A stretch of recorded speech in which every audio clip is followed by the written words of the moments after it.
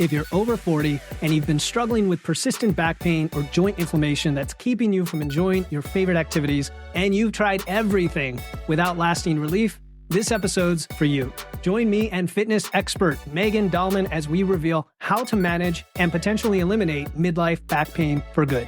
Learn the true causes and the difference between chemical and mechanical solutions. Discover why back pain isn't an inevitable part of aging, and get the blueprint to reclaim your active lifestyle. Stop limiting yourself. It's time to live pain-free no matter your age.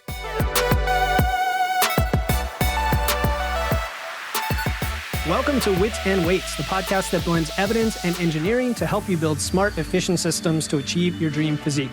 I'm your host, Philip Pape, and today we're diving into the epidemic of back pain and joint inflammation, especially for those of us over 40, with the fierce, the fun fitness expert, Megan Dahlman. Megan is a certified strength and conditioning specialist who's been featured in the Washington Post and Muscle and Fitness Hers magazine. She's host of the popular podcast, Self-Care Simplified. We've been on each other's shows, so definitely go follow her show.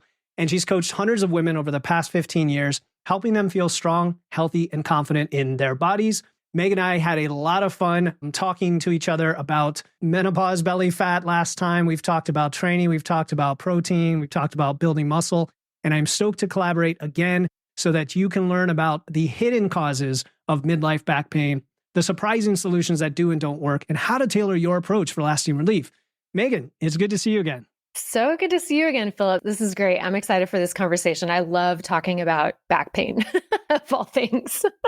And it's such a popular topic, isn't it? You would almost think like, oh, okay, been there, done that. But wow, I mean, I know the few episodes I've done on it, solo and guest, have been pretty popular.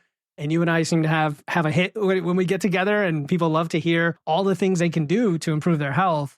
So when it comes to women in their mid-40s or older, and they're struggling with chronic back pain, let's say someone has come to you who's tried everything, painkillers, the chiropractors, maybe surgery, they've considered surgery, and nothing is giving them that relief. And they feel almost hopeless, like, I'm just going to have to live with it, right? I mean, what's the first thing you'd tell her? Well, the first thing I say is, no, you do not have to live with this. And I think that's what we've been told.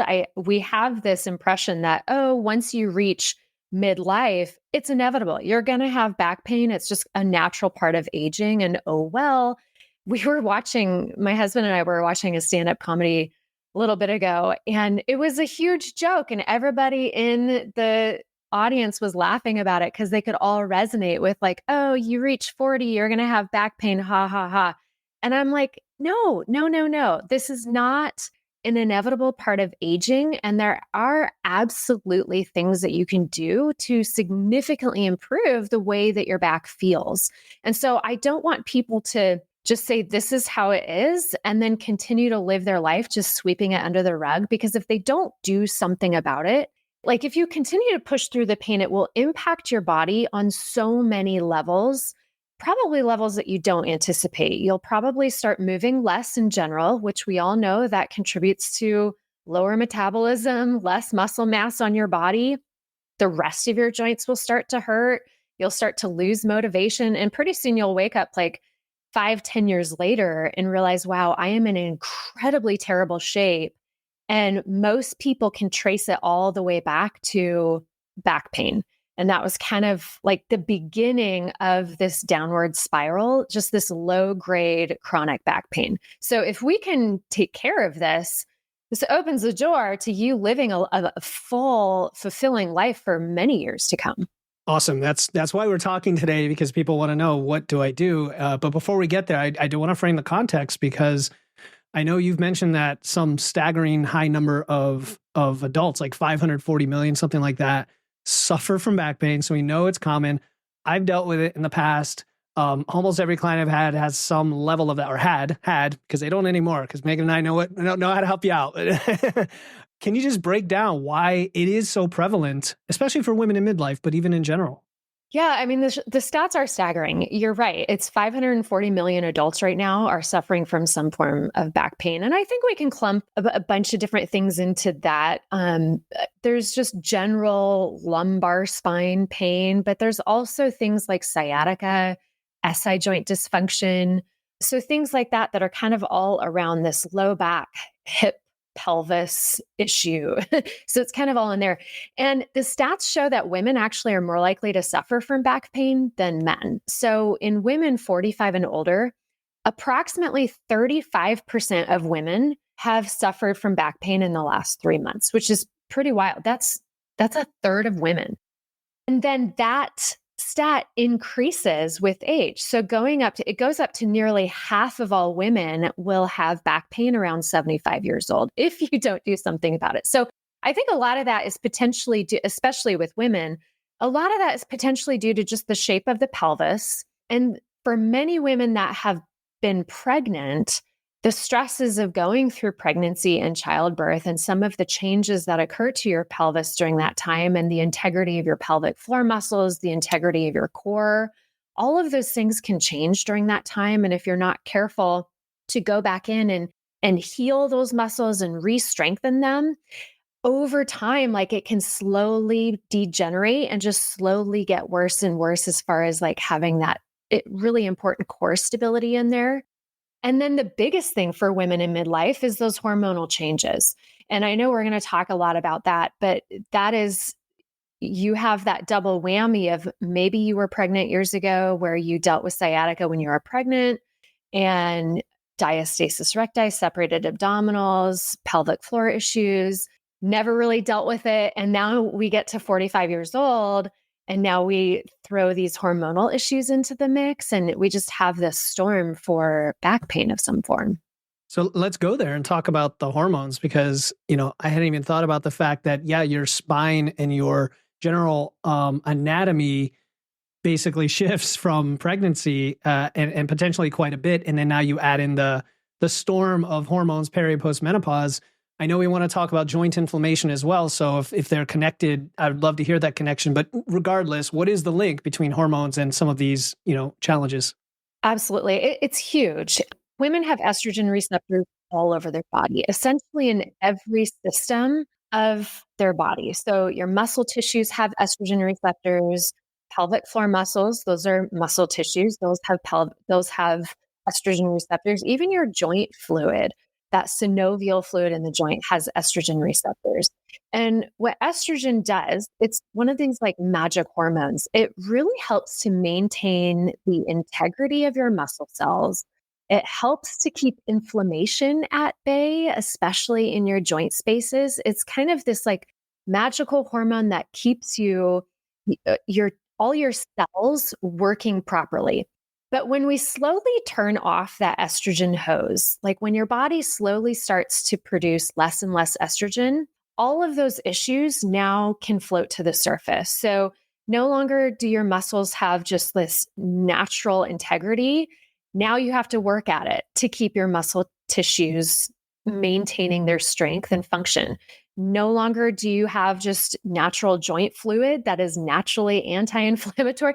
Now you have to work a little harder because the moment we've removed that estrogen from the picture, it just has that inflammation, especially has a heyday in your body. Yeah, that visual of these receptors everywhere, that's very powerful because sometimes hormones are a little bit of black magic for people to understand. Yeah. Right? They're these signalers and you're like, okay, so what's the distinction for a specific hormone and also for women and why is this all happening? And we know it's a natural process with aging, but aside from hormone replacement therapy, is there anything we can do about it is the question people want to know. Yeah. And we can get into specifics now about solutions for back pain and whatnot, but just starting with hormones, where would you take that discussion? Yeah. I mean, what's interesting is when you talk to and listen to doctors that specifically specialize in menopause hormone therapies, they'll always say in conjunction with good healthy habits. Yeah. Nutrition and lifestyle. Yeah. This is going to work best in conjunction with good healthy habits. So I always like to remind people, like, we always need to start there no matter what. So your fitness, absolutely. We need to make sure that you are exercising regularly and in very intentional ways that are advantageous to those core muscles specifically, since we're talking about back pain, especially the pelvic floor, knowing that, oh, now that I don't have estrogen in my system as much, my pelvic floor muscles, they're a massive part of my core. And when those lose their integrity, my back will probably hurt. I can't tell you how many women have back pain because they have weak pelvic floor. Like they just go hand in hand. Same with sciatica or SI joint issues. So we can work on strengthening your pelvic floor. And then, of course, on the nutrition side of things, there's a lot that we can do for improving muscle mass. So fueling your body in a way that stimulates or just is helpful to maintain and build the integrity of your muscles. We want to be doing that and eating in a way that's anti-inflammatory. Now that we know that inflammation can have a heyday in your body right now. So let's eat in a way that keeps that at bay. And then the two other things that should be part of the equation is your sleep. When you don't get adequate sleep, inflammation increases again. And it also impacts your body's ability it impacts your insulin sensitivity and your body's ability to manage glucose properly. And so that can increase your body's inflammation as well. And then stress is kind of the cousin to lacking sleep. They kind of go hand in hand. When you don't have adequate or just good stress management skills, once again, inflammation has a heyday, that cortisol rises, your insulin sensitivity goes down. And so it's just this perfect storm. So all of those things are within your control, apart from going down the road of hormone therapy. And I would recommend everybody to explore that option with your doctor, but to know that, okay, stress, sleep, fitness, nutrition, all of those things are within my control. So let's see what I can do about all those things.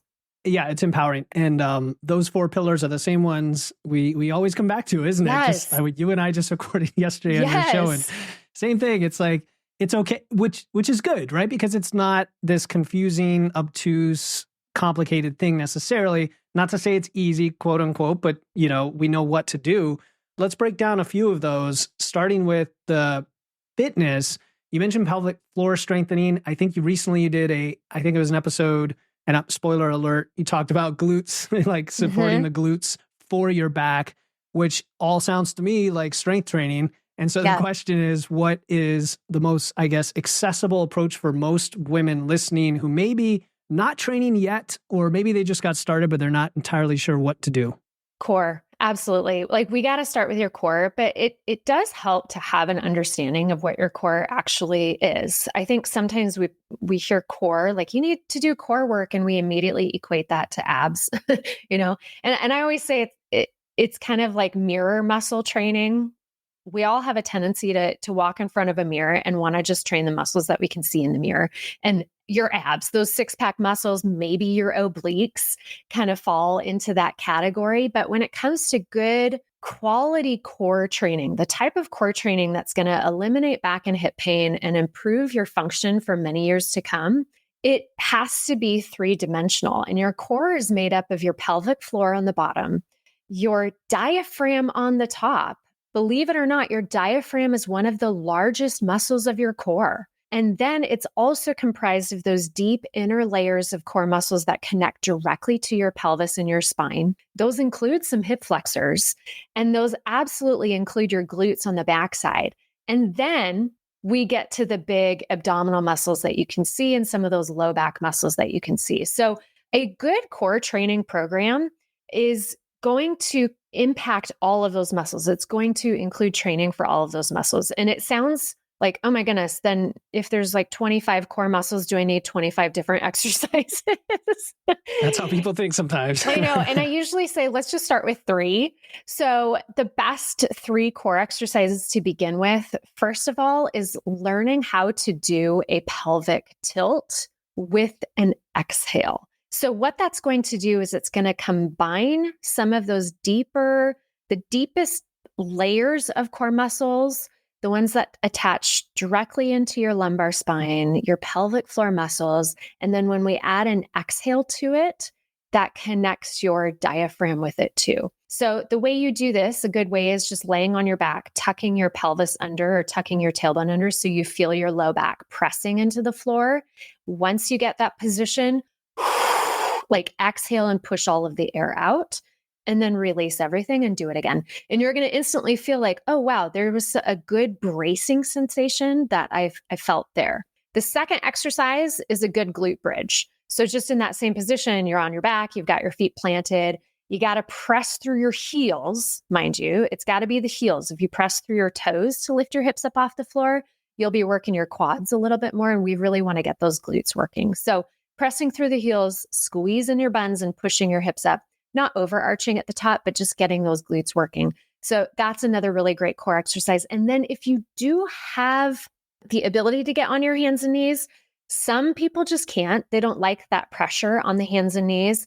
But if you can, most people listening probably can, flip over onto your hands and knees and do the bird dogs. So this is a classic exercise where you have your opposites lifting. So your right arm extended, your left leg extended out behind you.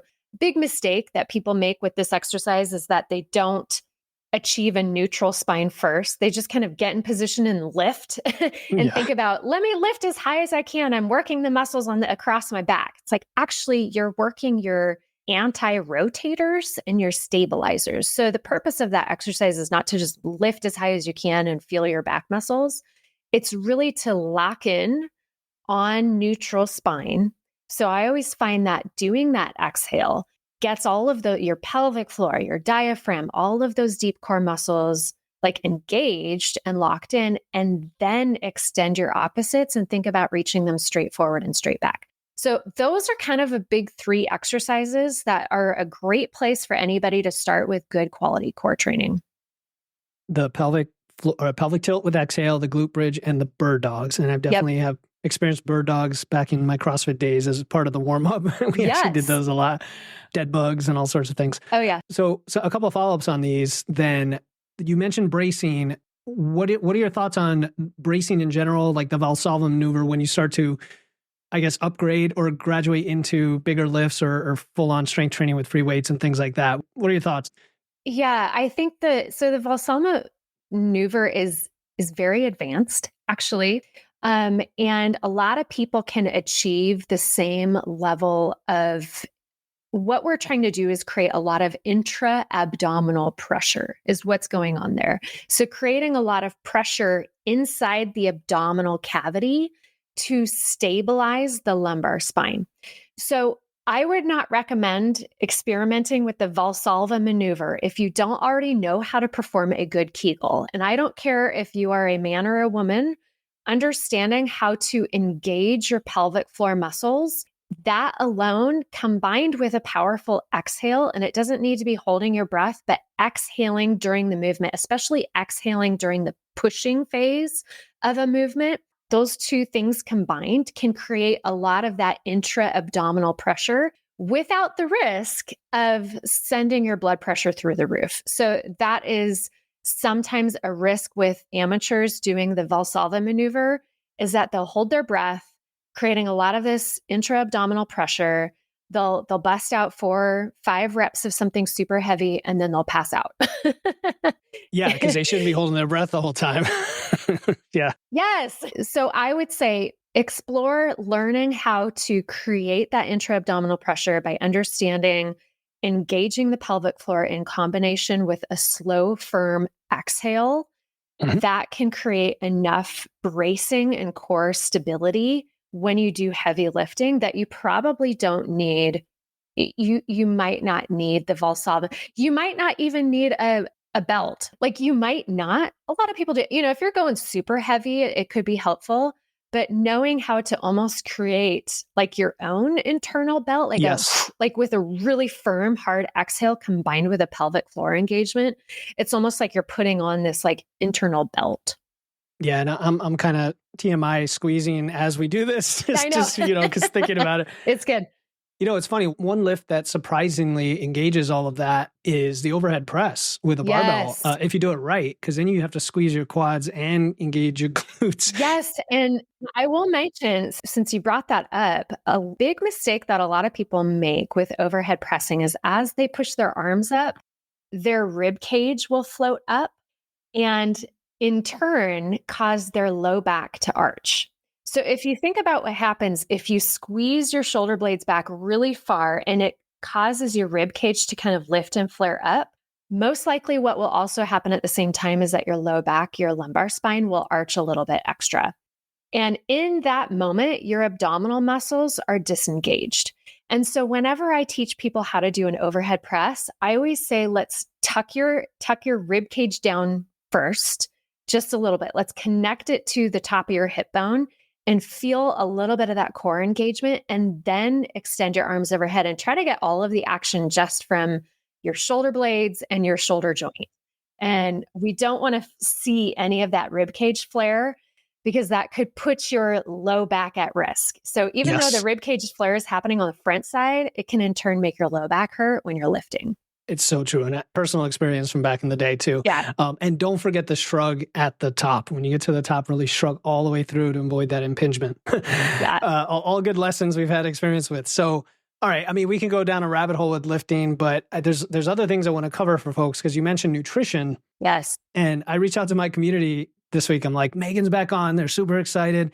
I said, what do you guys want to know? And all of a sudden there were all these questions about collagen. And of course, it always gets to some like one specific thing, but you mentioned anti-inflammatory, and that is the loaded trigger phrase for the fitness industry, because there's so much misinformation about, I'll call them inflammatory foods, which I think is way too much of an oversimplification. So how does it play a role in back pain? What do you mean by anti-inflammatory? What do you mean by fueling your body? Just to not overcomplicate it. There are certain foods that have a tendency, if you do have a propensity to be more inflammatory, maybe you don't exercise regularly, because exercise is an anti-inflammatory that keeps your body's just chronic inflammation levels at bay.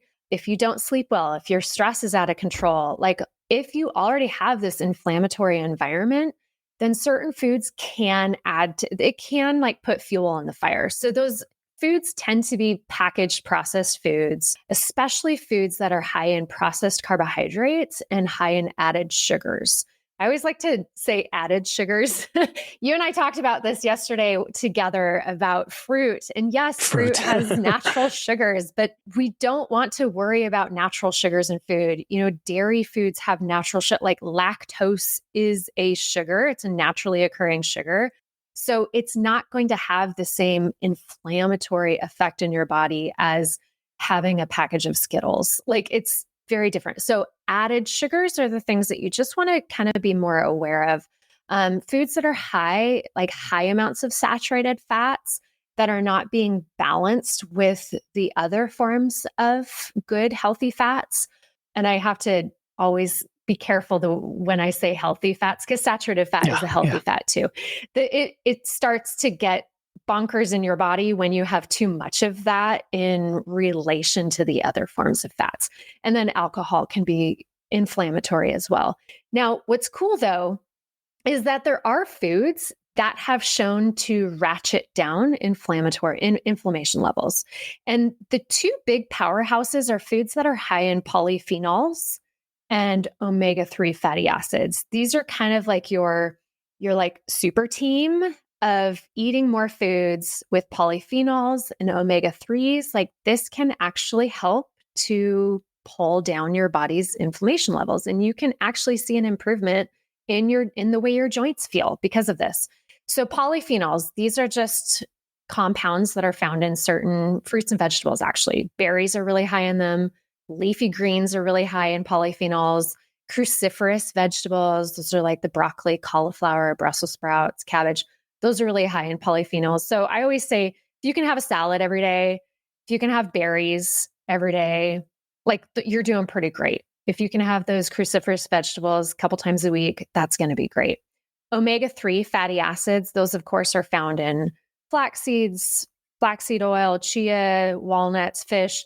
All of these things are pretty high in omega-3 fatty acids. So those can help too. So those are kind of the big powerhouses of anti-inflammatories. You got the polyphenols and the omega-3s. Before I started working with Philip, I had been trying to lose weight and was really struggling with consistency. But from the very beginning, Philip took the time to listen to me and understand my goals. He taught me the importance of fueling my body with the right foods to optimize my training in the gym, and I lost 20 pounds. More importantly, I gained self-confidence. What sets Philip apart is the personal connection. He supported and encouraged me every step of the way. So if you're looking for a coach who cares about your journey as much as you do, I highly recommend Philip Pape. Yeah, I think that's always nice when we have yet another reason to eat fruits and vegetables. Yes. Because, Yeah. when I grew up, it was like, just eat them. They're good for you. It was like Popeyes, spinach, like, Right. But you mentioned, we talk about fiber, we talk about fullness, we talk about nutrients, but you mentioned compounds like polyphenols, and those are not on the nutrition label generally. Like that, we sometimes miss information when just looking at the label, not realizing, wow, berries have so many other hidden things in there. Yeah. You know what I mean? And that's important to understand. And then omega-3s, you mentioned a lot of people go to fish, but you're saying, you've also got the ALA, what is that? Alpha linoleic acid, which is in flaxseed, chia, walnuts. Yes. So good diversity of those is super helpful, which is why a lot of people take fish oil pills when they don't eat enough. And that kind of gives them a little bit of the anti-inflammatory. Absolutely. Yeah. Yeah. Now, collagen. So going back to collagen, right? There's the different types of collagen. There's collagen peptides. There's like curcuminoid and collagen blends and like joint pill supplements. What are your thoughts on the whole topic of collagen? Research is just not clear. Like we don't have enough data that shows that it actually is helpful. There definitely is not enough data to show that it's helpful for hair, skin, and nails. Like that's, I think, a big reason why people take it is the hair, skin, and nails. What we do know is that being protein deficient in general is not good for any of your connective tissues. So collagen peptides, these are just the specific amino acids that your connective tissues are made up of. But if you were to just make sure that you're getting adequate protein, period, we're going to be covering a lot of those bases. I would say taking a collagen powder would be really helpful for someone who is not getting their enough protein on a regular basis. I would probably recommend that they would start with a whey protein first. It covers a lot of those bases. And in fact, the same amino acids, those same peptides in collagen powder are found in a whey protein isolate. So you don't need to have the super expensive collagen one. The data is just kind of shaky on it. There's been a little bit of data that it can help with connective like with joint tissue, tendons, ligaments. But in the grand scheme of things, the amount that it actually is beneficial is really marginal. So I don't think it's the wonder supplement that people are saying it is. So I agree 100%. And for the listeners, just so you know, I did not prep Megan with this at all. What's funny is I have an episode coming out next week called Collagen Does Not Build Muscle. And it's because there is a study this year that was reviewed that compared collagen to whey and pea and rice and found that whey and pea and rice stimulate muscle protein synthesis. Collagen doesn't at all. Right. Right. And like you said, it's kind of like EAAs and BCAAs when they were popular. If I have a client comes in and it's like, I take EAAs, I'm like, waste of money. Stop taking it. Go eat food. Go get protein. You don't need it. Yeah. Yeah. And what's funny is that collagen is actually an incomplete protein, like a collagen peptide. Yeah, it's like two acids, right? It's two of the acids. And if you take a whey protein powder, like it's all 9. Like you get all the essentials and more, including the ones that are found in the collagen. So yeah, I'm glad we agree on that. No, for sure. I'm glad you're up on the evidence and people need to understand, because it is funny how often when I ask these things, like give me your questions, they always go right to like supplements. Yes. And definitely not, I'm not talking bad about anybody in my community listening. You guys know who you are. I love you all. I love the listeners. I think the same thing because I'm like, well, I understand the basics. Now I need to get down to the nitty gritty. And it's good to ask these questions because sometimes you'd be surprised at things that are helpful, that might otherwise get dismissed. Well, and I find too with people that have a whole lineup of supplements on their counter, it helps them feel like I'm doing some wonderful things for my health, where there's some really big things that are getting overlooked, like just staying active all day long, like increasing your NEAT, increasing your non-exercise activity, sleeping better, like all of those things would give you a much bigger health benefit than having $500 worth of supplements on your counter. So I always say, let's start with the big picture stuff first and make sure those things are in place. Then you might never need $500 a month worth of supplements. Yeah, I love that. Go save your money. Yeah. And you come to it from a holistic or a whole body perspective. When you mention things like sleep and people are like rolling their eyes, oh, here we go again with sleep. But there's a reason for that because, like you said, it is an anti-inflammatory. It improves insulin sensitivity. It reduces belly fat. I think we've talked about that before, reduces belly fat. And so when you say sleep, stress management, and strength training, all of those do the same thing. They're an anti-inflammatory. Well, now tie that to back pain. Does that mean that if you just doing them in general for most people will show significant improvement pretty quickly? What's your experience there? It can take a while because this is, it is, so we mentioned briefly the difference between like chemical and mechanical causes of back pain. So the chemical side of things, reducing overall inflammation, seeing improvements in those inflammatory markers inside of your body, that can take a little bit of a while, a little bit of time to float to the surface and really reap those benefits. So stick with it because it's worth it. Stay consistent at it, but it might be 2 months, 3 months before you're really noticing like, wow, I'm not feeling as lethargic or achy or not. I don't have as much of this like hot, achy joint feel as I go about my day. It could take a little while. The mechanical side of things can be really quickly, can feel improvements really quickly if we're improving those mechanical things. So that's the core strength that I was talking about. It's also just improving your alignment and posture as you go about the day. If your spine is out of good alignment, if you walk around with a constant anterior pelvic tilt or posterior pelvic tilt, where your pelvis is just like out of whack all day long, that hurts. It puts your joints out of alignment and puts a lot of stress on them, puts a lot of stress on your discs and on all the surrounding tissues. If we can improve your alignment and help it stay there, you might get immediate relief from that, which is pretty cool. So for someone that might be struggling to sleep at night, maybe because their back hurts, it's kind of like the chicken and the egg thing. It's like, well, you're telling me I need to sleep better, but I can't sleep better because my back hurts all night long. It's like, okay, I totally get that. So let me give you a few tools that potentially you could do right before bed to ease some of the joint pain, ease some of that muscle tension, and perhaps help you sleep a little bit better. So doing some good hip stretches right before bed, like a figure 4 stretch, a hamstring stretch, doing those pelvic tucks with the exhale. It decompresses your spine. It helps engage your core muscles. Doing a glute bridge right before bed helps activate your hip muscles so that all that pressure is not right on your lumbar spine. All of those things could potentially help you get into a more comfortable position when you're sleeping and help you sleep all night long. And so that's the mechanical side that ends up having an impact on the chemical thing because you end up sleeping better. You know what I mean? Yes. And to take that even further, because the concept I like to use for this is upward spiraling from positive psychology, where one thing leads to another. It's also could be called habit stacking, whatever. Right. But you just mentioned how those things can help your back feel better so you can sleep.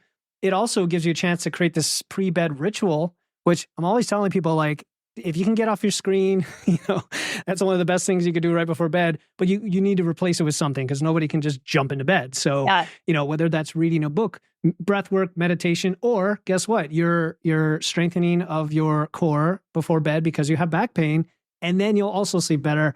2 for 1, Megan. I love it. It's just good stuff. Yeah. We're checking a lot of boxes off with that one. Checking all the boxes. Yeah. It's just like when someone has a whole host of metabolic issues and it's like, it's just excess body fat will probably fix most of them. I don't want to be simplistic, but really is, let's not try to solve all these things. Let's just solve the main thing, see what's left, and then we'll attack those. For sure. Core strength. So we come from slightly different camps, even though I agree with everything you're saying. We come from slightly different camps from a strength training perspective, and I'll explain what I mean in a second, but I like how you define core as like the trunk, the posterior chain, the glutes. It's like this massive chain and set of stuff around the middle that supports everything. And I know just, the other day doing heavy Romanian deadlifts, I'm always thinking like brace, neutrality, core, tightness. It's like so important or something's going to get injured.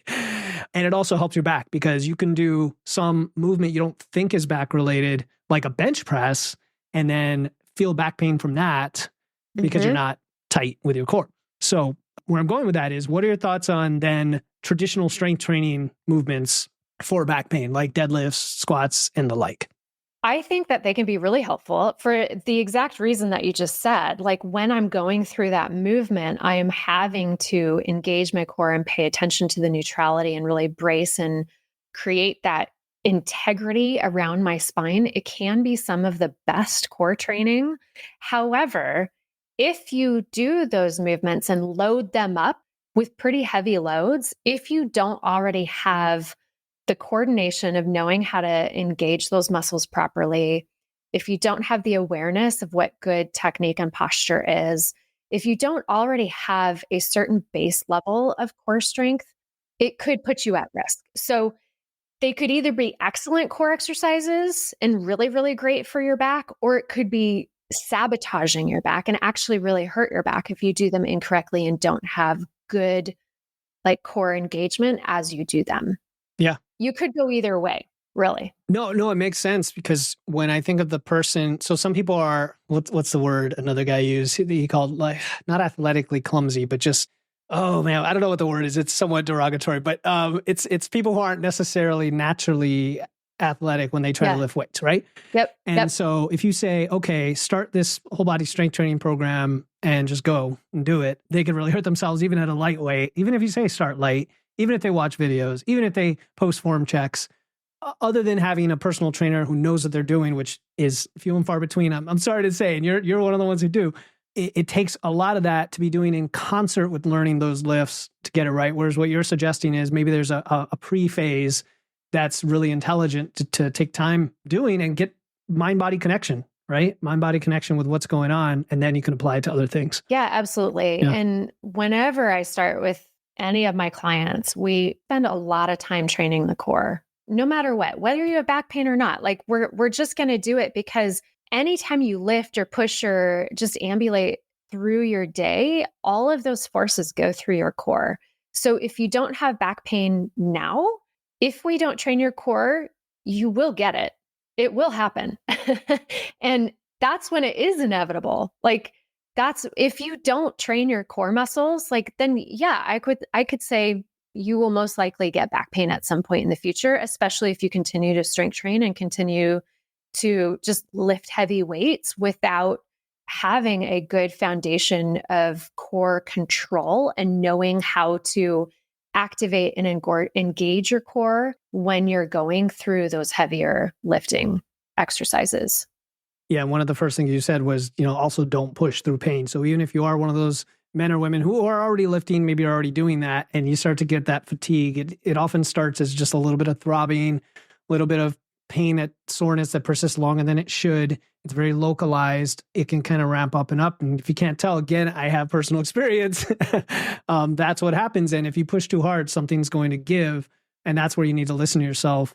What about, okay, so a couple other topics before we wrap up, the mental side and maybe even the ergonomics of working from home. So mentally, a while back, there's this guy, maybe you know him, this doctor who was big into all back pain is mental, like all of it's psychological, which I know is not the case, but it was a very compelling argument. He had worked with like thousands of people who had persistent sciatica and back pain, and they just had to come to terms and resolve the emotions around it. I don't know precisely what it was done. Are you aware of this school of thought?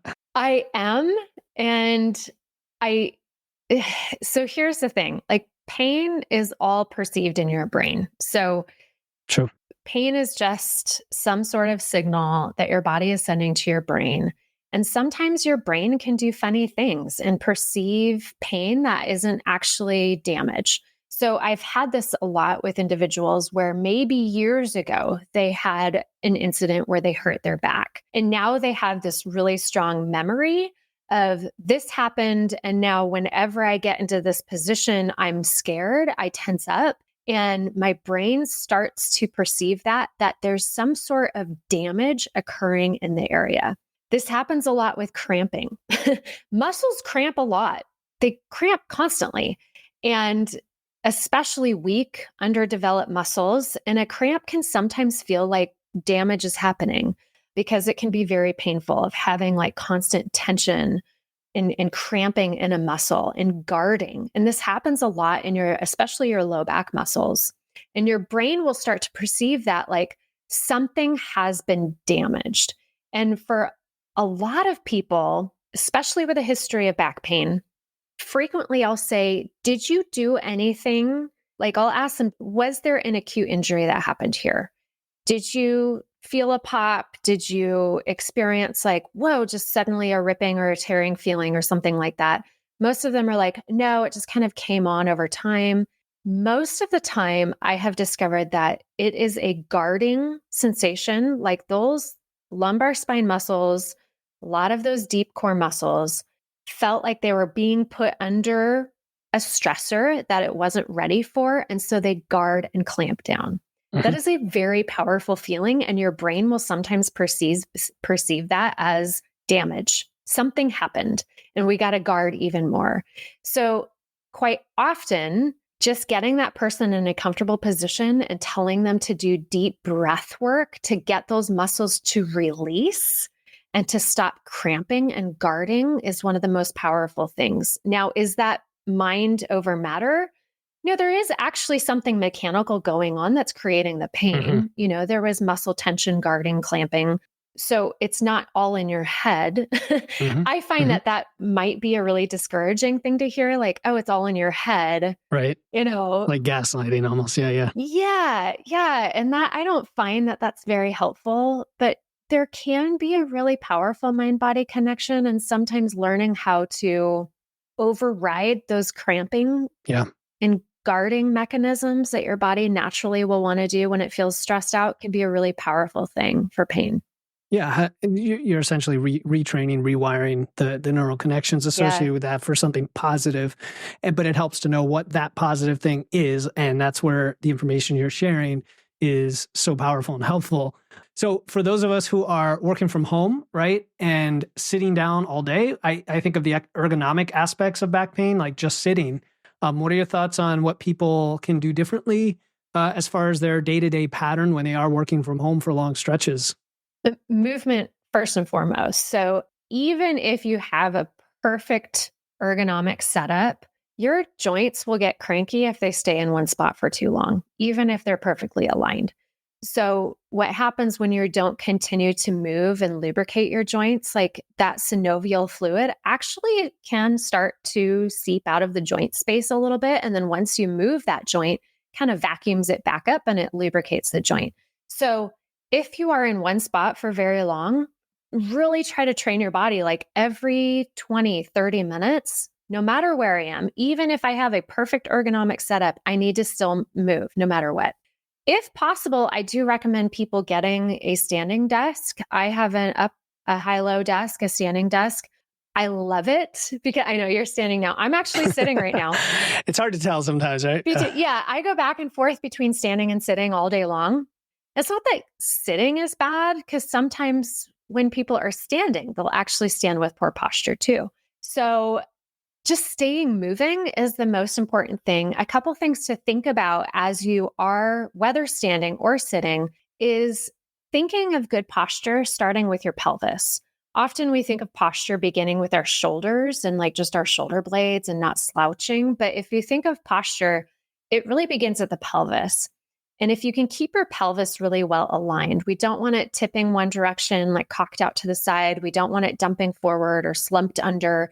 If we can keep your pelvis as level as possible, then we can work up and down the chain from there to have good alignment. So a neutral pelvis. So if you're sitting in your chair, a lot of people will sit to the side, lean, tip their hips over to the side, arch too much or slump too far under. So whatever you need to do, or they'll cross their legs.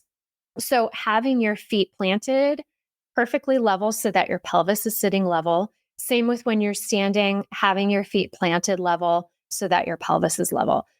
So good ergonomic posture starts with your pelvis, and then just stay moving as much as you can throughout the day. Yeah, you kind of called me out on the standing, right? Because I have a standing desk. I have a couple standing desks, and sometimes you can just get stuck there for too long, and you're like, I got to move, or I got to at least fidget and then kind of walk around. Oh, yeah. Or sit for a while. It's crazy. Just this week, I recorded with was, Brian Borstein, and he's a big fan of exercise snacks, right? Oh, I love that idea. Yeah. And I know he didn't make up the term, but yeah. And the one he likes, and I can do this because I have stairs. So anybody who has stairs is just 3 or 4 times an hour, run up and down the stairs for a minute. And you get not only the movement, you get the blood flow, you get the exercise, you get the kind of cardio, you get it all, and it kind of breaks that cycle of constantly sitting or standing. So that's just one thought. I love that. It's so great. Yeah. No, I love the exercise snack idea. And really that comes back to, motion is lotion. And this is the power that you have with the mechanical side of things, is just continuing to keep your joints, every joint on your body, moving in an optimal range of motion. Some joints, by the way, are not designed to move a lot. So like your lumbar spine joints, they're not designed to be super flexible. That's one thing we didn't really touch on, but a lot of people, when they feel like, oh, my low back is hurting, I need to do this really big back stretch. Like I got to round way over or twist or arch. Usually the tension is actually coming from tight hips. Your hips are supposed to be really flexible, not your lumbar spine. So doing some good stretches, targeted stretches for areas that really do carry that tension, lubricating joints through a range of motion that they need to stay lubricated through, all of those things can really help accomplish creating a body that just feels great and doesn't have those joint aches and pains. Yeah. And for those who like to do yoga or something like that, I think Megan's routine, and she's got a lot of them. And I know you have plenty of content on this, so we could share something in the show notes, but could be your kind of your yoga routine, almost like if back pain is an issue for you, make that kind of your stretching and movement. Some people are time crunched. Yeah. Obviously, if you have hours and hours, you want to do yoga too, that's fine. It's a lot of information. So if you had to give the listeners one actionable tip that they can implement today and just start reducing their back pain and inflammation, what would it be? I would say that probably the most powerful tool at your disposal is that simple pelvic tilt with the exhale. Because in that moment, most people go through their day with an anterior pelvic tilt, and that creates a lot of that lumbar spine compression. So learning how to just change and shift the angle of your pelvis, having that control and coordination is so powerful. That can really instantly reduce that feeling of pressure on your low back. And then when you add the exhale to it, that's also engaging those deep core muscles. So if there's anything you do that will help your back feel better, or at least start moving in that direction, learn how to do that specific movement. Yeah, I love that. It'll help with this. It'll also prime you for more advanced movements later on. Yep. Because again, that's super important for certain lifts as well. Okay, I love it. I hope we can put a good resource in there for that specific thing, Megan. I'm sure you have something we can point people to. Yeah, absolutely. My free 5-day core tune-up program. So 5 days, I lead you through the very best core exercises. And what's funny is I created this as a great way to on-ramp people into my full back and hip fix program. So it's a 30-day program where I help you eliminate all your back and hip pain. But what has happened is that this free 5-day core tune-up, usually in the first 5 days, we get rid of the back pain completely. Yeah. And most people are like, I don't feel like I know. I'm like, shoot, maybe I made it too good. That will pay off in other ways. Trust me, it'll pay off in other ways, with people, It's a good little program. So I would recommend starting there. It's it's easy to follow, beginner friendly, less than 10 minutes a day. It builds, it's so great. So 5daycore.com. So I will throw that in there from a woman of integrity for you to get a back of integrity. We will throw that in there. That's awesome. How do you like that? I love it. Is there anything else you wish I had asked related to this? I feel like we covered so much. And I know in the beginning, we talked about a little bit, is back pain inevitable? And it's not inevitable. And I just want to reiterate that there's so much within your control.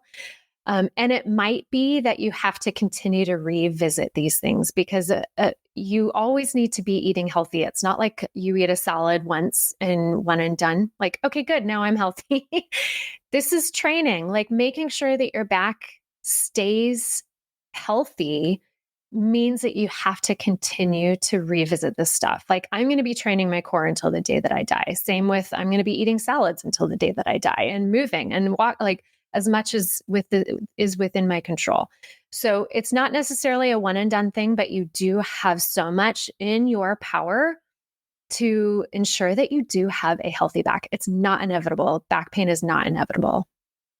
It's not inevitable. And if you make it something that gives you that freedom and that movement, it should be enjoyable. That's something you want to keep doing because it just feeds back on the self. And again, mind-body connection. Yep.